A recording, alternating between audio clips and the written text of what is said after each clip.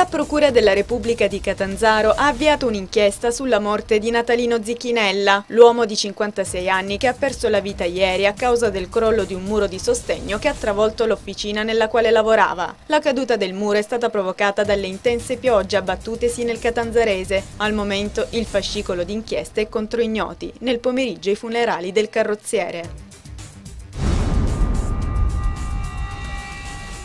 Il centro funzionale multirischi dell'Arpacal ha esteso l'avviso di criticità per il maltempo fino alle 14 di domani, pertanto i comuni calabresi dovranno porsi nello stato di attenzione per le zone tirrenica settentrionale e centrale, preallarme per le zone tirrenica meridionale, ionica settentrionale, ionica centrale e meridionale. L'Arpacal seguirà l'evoluzione del fenomeno in continuo contatto con la Protezione Civile e con le prefetture della Calabria.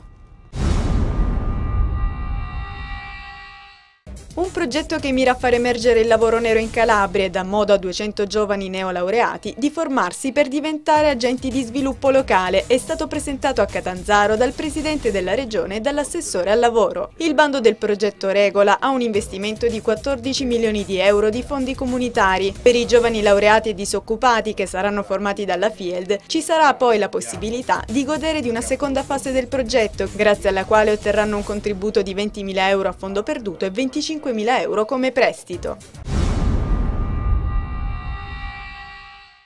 Si chiude omaggiando il 150° dell'Unità d'Italia, il Festival d'autunno 2011 a Catanzaro. L'ultimo appuntamento sabato 26 novembre al Teatro Politeama con lo spettacolo Viva l'Italia, in cui si esibiranno Alfio Antico e Di Lautari per la musica siciliana, Peppe Voltarelli per quella calabrese, Patrizia Laquidara per quella veneta, Pino Marino con la musica romana, Raiz con la musica napoletana, Mauro Ermanno Giovanardi con quella lombarda ed Elena Ledda in rappresentanza della musica sarda, tutti protagonisti di uno spettacolo appositamente ideato per celebrare la ricorrenza.